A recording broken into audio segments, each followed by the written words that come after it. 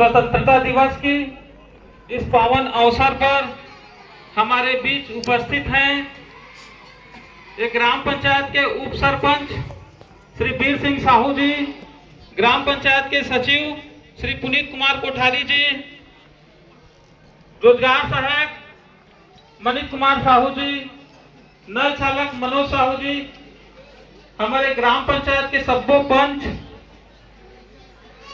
और एक स्कूल से आए हुए हमारे शिक्षकगण, मिडिल के प्राचार्य डंडू मैडम जी, प्राथमिक के प्राचार्य और मिडिल के प्राचार्य हमारे टी.आर. देवांगन जी, गांव से आए हुए सभी बुजुर्गों, नौजवान, युवा, बच्चे, महिलाएं और आंगनबाड़ी के कार्यकर्ता सहायिका, आप सभी को स्वतंत्रता दिवस की हार्दिक बधाई देता हूं, शुभकामनाएं देता हूं। साथियों, आज भारत अपना 76वां स्वतंत्रता दिवस मना रहा है। आप सभी को मालूम होगा 15 अगस्त 1947 को हमारा देश आजाद हुआ। दोस्तों, आज हमें सबसे पहले उन स्वतंत्रता सेनानियों को नमन करना चाहिए जिन्होंने हमारे देश को आजाद कराने के लिए अपना सब कुछ दांव पर लगा दिया। 15 अगस्त का यह दिन हमें महात्मा गांधी, सरदार वल्लभ भाई पटेल, चंद्रशेखर आजाद, सुभाष चंद्र बोस, सुखदेव राजगुरु, भगत सिंह, रानी लक्ष्मीबाई समेत सैकड़ों स्वतंत्रता सेनानियों के त्याग, तपस्या और बलिदान को याद दिलाता है।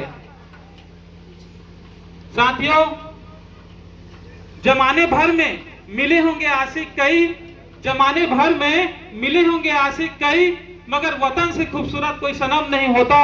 नोटों में लिपट कर, सोने में सिमट कर मरे हैं शासक कई, मगर तिरंगे से खूबसूरत कोई कफन नहीं होता, तिरंगे से खूबसूरत कोई कफन नहीं होता। साथियों, जब से हमारा भारत आजाद हुआ है तब से लेकर आज तक 15 अगस्त को हर साल भारत के प्रधानमंत्री दिल्ली के ऐतिहासिक लाल किले पर तिरंगा फहराते हैं और उसके बाद देश को संबोधित करते हैं। देश भर के सभी स्कूलों, सरकारी दफ्तरों में भी तिरंगा फहराया जाता है, राष्ट्रगान गाया जाता है, सांस्कृतिक कार्यक्रमों का भी आयोजन होता है। हर जगह देशभक्ति के गीत बजते सुनाई पड़ते हैं। स्वतंत्रता दिवस के दिन देश की राजधानी दिल्ली और सरकारी भवनों को रंग बिरंगी लाइटों, तिरंगों से सजाया जाता है। स्वतंत्रता दिवस की पूर्व संध्या पर देश के राष्ट्रपति हमारे देश को संबोधित करते हैं, संबोधन देते हैं। साथियों, हमारे देश को आजाद हुए कई दशक हो चुका है और इस दौरान हमारा देश बहुत से क्षेत्रों में दुनिया भर में अपना धाक जमा चुका है। चाहे वह साइंस का क्षेत्र हो, चाहे वह टेक्नोलॉजी का क्षेत्र हो, चाहे कृषि का क्षेत्र हो, इकोनॉमी का क्षेत्र हो, खेल का क्षेत्र हो, साहित्य का क्षेत्र हो, तमाम क्षेत्रों में भारत ने बहुत तरक्की किया है। भारत अंतरिक्ष के क्षेत्र में भी कई उपलब्धियां हासिल कर चुका है।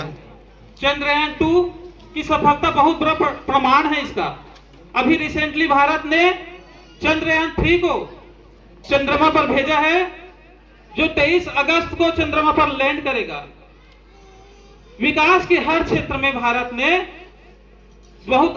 बहुत आगे बढ़ चुका है और दुनिया भारत की ओर देख रही है।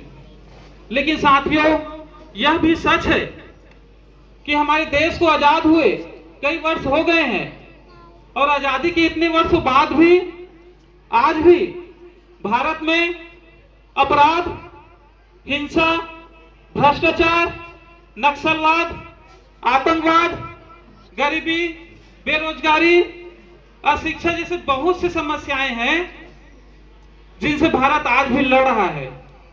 साथियों, इन समस्याओं को हम सभी को एक होकर समाप्त करने की कोशिश करनी चाहिए। भारत को इन समस्याओं से बाहर निकालना चाहिए, तभी हमारे स्वतंत्रता सेनानियों का सपना पूरा होगा। एक होकर प्रयास करने से श्रेष्ठ और मजबूत भारत का निर्माण होगा। एक होकर प्रयास करने से श्रेष्ठ और विकसित भारत का निर्माण होगा। साथियों, अंत में मैं एक बात और कहना चाहूंगा। आज भारत के लोग, कुछ राजनीतिक दल भारत के लोग हिंदू राष्ट्र के लिए लड़ रहे हैं, हिंदू मुस्लिम लड़ रहे हैं। अगर मेरी नजरों में देखूं तो यह बिल्कुल ही गलत है। आपको बताना चाहूंगा दोस्तों, यदि हमें लड़ना ही है तो हमें अच्छी शिक्षा के लिए लड़ना चाहिए। यदि हमें लड़ना ही है तो रोजगार नौकरी के लिए लड़ना चाहिए। यदि हमें लड़ना ही है तो अच्छी चिकित्सा सुविधा के लिए लड़ना चाहिए, न कि हिंदू मुस्लिम आपस में लड़ना चाहिए, हिंदू राष्ट्र के लिए लड़ना चाहिए। क्योंकि साथियों, भारत आजादी से पहले हिंदू राष्ट्र है और आजादी के बाद भी हिंदू राष्ट्र है और अब भी हिंदू राष्ट्र रहेगा ही।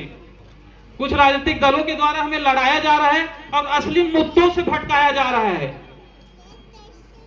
साथियों, महाभारत में एक श्लोक है, आप सुने होंगे। अगर उसको समझते हैं और अपने जीवन में उतारना चाहते हैं तो यही सही बात है और सत्य बात है। मैं बोलना चाहूंगा उसे, यदा कदा ही धर्मस्य ग्लानिर्भवति भारत अभ्युत्थानम धर्मस्य तदात्मनम सृजभ्यहम्। और इतना कहकर मैं अपने भाषण को यही समाप्त करना चाहूंगा। जय हिंद, जय भारत, जय संविधान।